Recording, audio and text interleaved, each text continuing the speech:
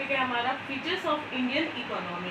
ठीक है, कि भारतीय अर्थव्यवस्था की विशेषताएं किस समय, ठीक है, जब क्या किसका राज था, ब्रिटिश का। ठीक है, तो features of Indian economy on the British rule. Okay, कि उस टाइम हमारी अर्थव्यवस्था कैसी थी।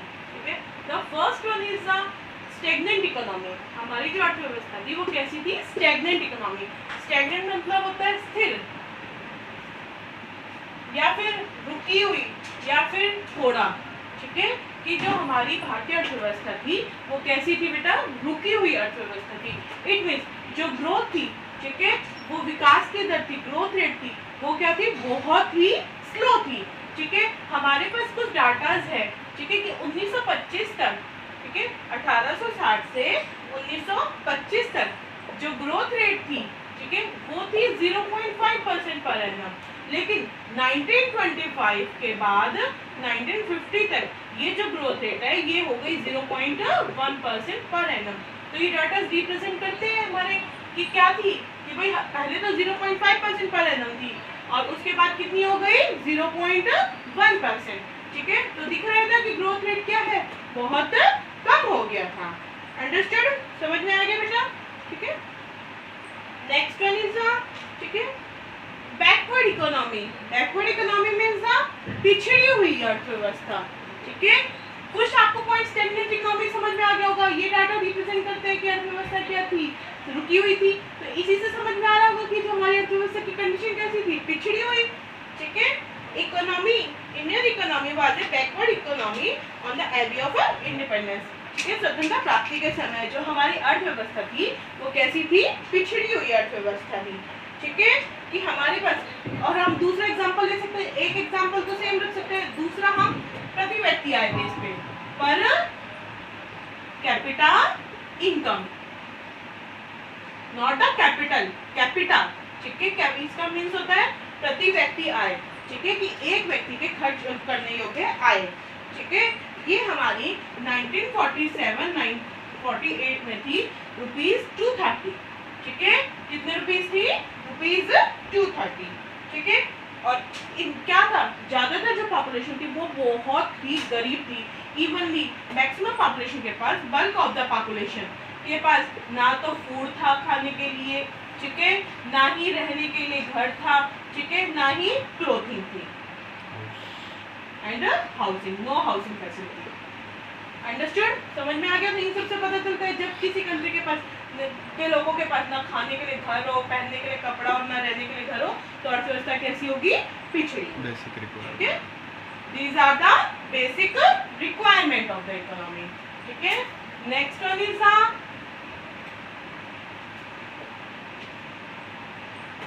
नेक्स्ट फीचर है हमारा एग्रीकल्चर बैकवर्डनेस। ठीक है, जो हमारा कृषि क्षेत्र था वो भी क्या था, पिछड़ा हुआ था।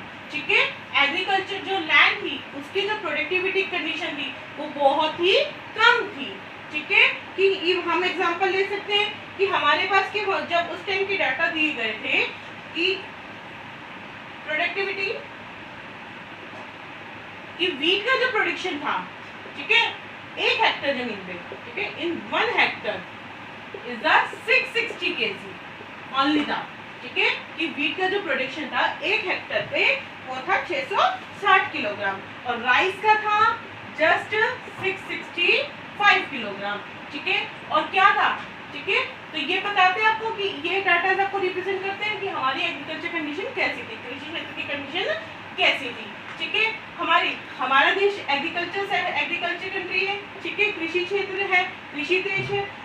उस समय अराउंड 72% जो पॉपुलेशन थी वो कृषि में एंगेज थी। ठीक है, ज्यादातर पॉपुलेशन जो थी वो एग्रीकल्चर करती थी। ठीक है, तो ज्यादातर जो आना चाहिए, ठीक है, ग्रोथ जो आनी चाहिए, ठीक है, वो कहाँ से आनी चाहिए, एग्रीकल्चर से। लेकिन ओवरऑल ग्रोथ में, जीडीपी में ओनली कितना परसेंट शेयर था, 50% शेयर ही एग्रीकल्चर का था। ठीक है, किस कारण से, कि जो प्रोडक्टिविटी थी, उपजाऊ क्षमता थी, ठीक है, उत्पादकता थी, वो बहुत कम थी। ठीक है, समझ में आ गया बेटा। और एक तरीके से कौन से, अगर हमसे यहाँ पूछा जाए कि उस समय कौन सी एम्प्लॉयमेंट पाई जाती थी, तो हम ये बोल सकते हैं डिसगिस्ड अनएम्प्लॉयमेंट, छिपी हुई बेरोजगारी, ठीक है, कि जितने लोग काम कर रहे हैं क्या उतना रिटर्न मिल रहा है? नहीं, ठीक है। तो ऐसे में कौन सी बेरोजगारी होती है बेटा? छिपी हुई बेरोजगारी, ठीक है। नेक्स्ट वन इज द, ये तो एग्रीकल्चर सेक्टर की बात की, ठीक है। नेक्स्ट सेक्टर कौन सा आता है हमारा? इंडस्ट्रियल, इंडस्ट्रियल बैकवर्डनेस, ठीक है। स्वतंत्रता प्राप्ति के समय on the eve of independence, ठीक है, जो हमारा औद्योगिक क्षेत्र था वो भी बहुत पिछड़ा हुआ था हमारे यहाँ पे, ठीक है। जो इंडस्ट्रीज थी वो बहुत ही कम थी और थी तो बहुत छोटे स्केल पे, स्मॉल स्केल पे, ठीक है। लार्ज स्केल पे कोई भी हमारी इंडस्ट्रीज नहीं बची थी, ठीक है। There was a virtual lack of the basic and heavy industries in the country, ठीक है। और प्रोडक्शन मशीनरीज का प्रोडक्शन, ठीक है, जो हमारे कैपिटल गुड्स होते हैं, मशीन्स हो गए, ठीक है, इनका प्रोडक्शन तो बिल्कुल भी नहीं था, ठीक है। तो प्रोडक्शन ऑफ मशीनरीज नहीं, ठीक है, समझ में आ गया बेटा। और स्मॉल स्केल इंडस्ट्रीज भी बहुत ही कम थी और उनका भी क्या किया जाता था? एक्सप्लॉयटेशन ही किया जाता था, ठीक है। ज्यादातर, ठीक है, हमारी कंट्री को किस पे डिपेंड रहना पड़ता था? ब्रिटेन पे। कैपिटल गुड्स के लिए किस पे डिपेंड रहना पड़ता था? ब्रिटेन पे। अंडरस्टूड? समझ में आ गया बेटा। नेक्स्ट वन है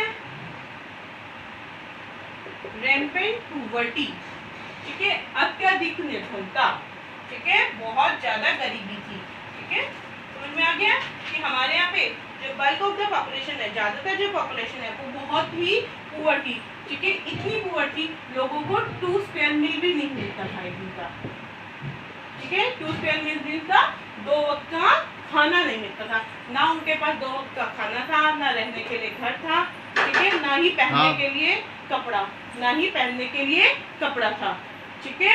समझ में आ गया। तो इससे हम एक्सप्लेन कर सकते हैं कि जो हमारी कंडीशन थी वो क्या थी? बहुत ही बेकार थी, ठीक है। Next one is the poor infrastructure,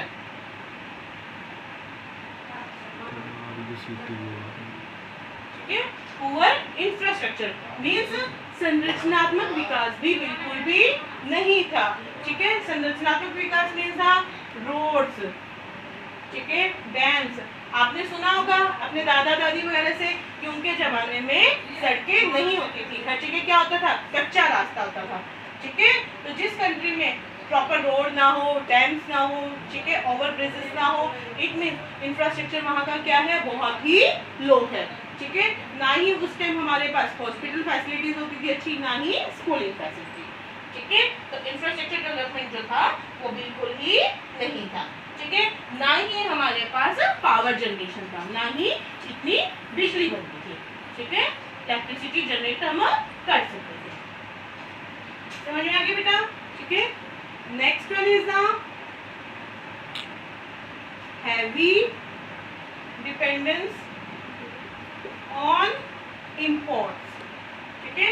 next one है कि हम ज्यादातर गुड्स के लिए किस पे डिपेंड रहते थे? इंपोर्ट पे, आयात करते थे, ठीक है। ब्रिटिश ने हमारा इतना एक्सप्लॉयटेशन करते था कि हमारे यहाँ सारी इंडस्ट्रीज क्या हो गई थी? खत्म हो गई थी, ठीक है। हमारे यहाँ का रॉ मटेरियल क्या होता था? फ्री ऑफ कॉस्ट कहाँ जाता था? ब्रिटेन में, ठीक है, ब्रिटेन जाता था और ब्रिटेन से क्या होते थे? फिनिश गुड्स इंपोर्ट होते थे, ठीक है। हम ज्यादातर किस पे डिपेंड हो गए थे? इवनली हमारे पास कुछ भी नहीं था, डिफेंस इक्विपमेंट भी सारे कहाँ से आते थे? फॉरेन से, ठीक है, इंपोर्ट होते थे, ठीक है। नेक्स्ट वन इज द घर के ऊपर अंधेरा पड़ता है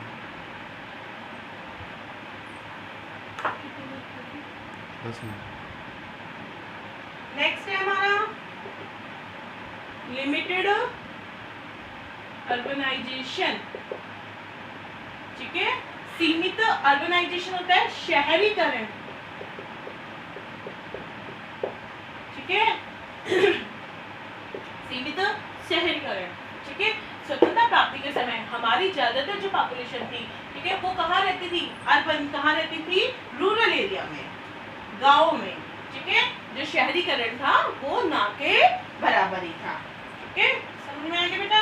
ओनली जो 14% पॉपुलेशन थी, ठीक है, इंडिपेंडेंस के टाइम हमारी 14% पॉपुलेशन ही अर्बनाइजेशन थी, शहरों में रहती थी, एंड 86% रूरल एरिया में, गाँव में, ठीक है। Next one is a semi federal economy.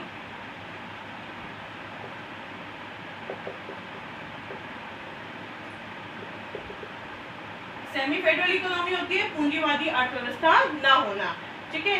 जब एक बात बताइए, हमारे पास ना रहने के लिए हम घर, खाना खाने, ठीक है, ना ही फूड, ना ही पहनने के लिए कपड़ा, तो आप बताइए क्या ऐसी इकोनॉमी कैपिटल इकोनॉमी हो सकती है? पूंजीवादी अर्थव्यवस्था हो सकती है? कैपिटलिस्ट इकोनॉमी नेवर, ठीक है। तो उस टाइम जो हमारी अर्थव्यवस्था थी वो पूंजीवादी अर्थव्यवस्था नहीं थी, ठीक है। हमारे पास काम करने के लिए कोई भी पैसा नहीं था, ठीक है। सब कुछ किसने एक्सप्लॉइट कर लिया था? सारी चीजें किसने ले ली थी? अंग्रेजों ने, धीरे धीरे, ठीक है। उन्होंने क्या किया?